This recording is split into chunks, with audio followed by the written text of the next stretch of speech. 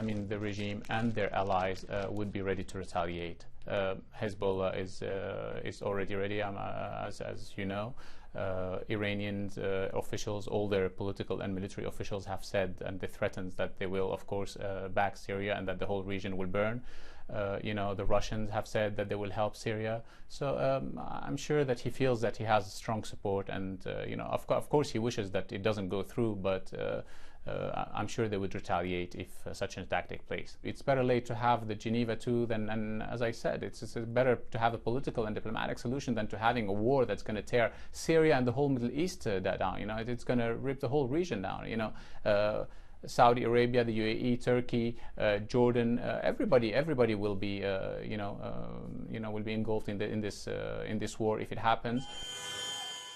I think that the United States and Western countries should first wait for the United Nations report to be sure and establish the facts of who was responsible and who was behind this chemical attack, and get the facts right, because until now we don't even have the number of casualties right. As you've heard, the United States gave a number of 1,400, France 281, Britain 350, the Observatory for Human Rights said 500. It's really a shame. I mean, it's not a bidding process. This is something serious, and we should make sure of the facts before going down that road, which will lead the whole region into complete disaster, complete catastrophe.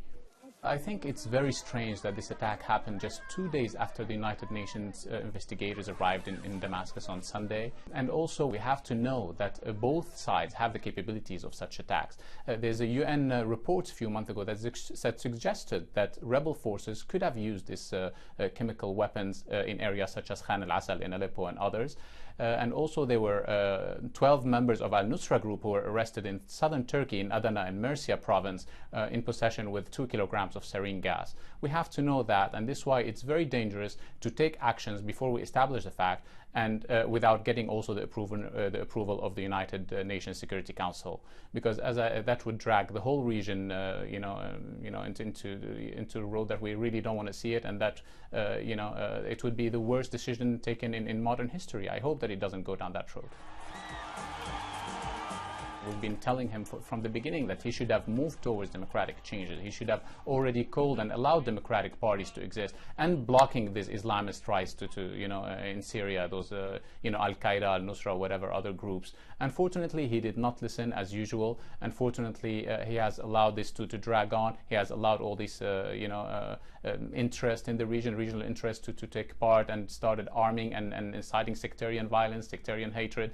He has allowed all of that. He should have listened to us from the beginning and moved towards democratic changes. And I'm sure, and that he has tried, but unfortunately, as I always tell everyone, Bashar al-Assad is not in control. Bashar al-Assad is a face to this regime. He did not build this regime. He he has inherited, and he was brought in and catapulted from 94 until 2000 to take over a very well established regime, a competitive security apparatus, a large and extensive security apparatus in Syria, who only saw in Bashar somebody who could keep their interest in place.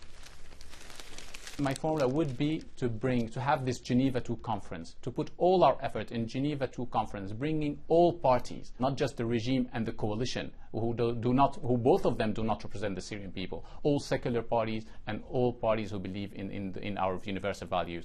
And this strike should be called off. This should not happen, because this would drag the whole region into an inferno.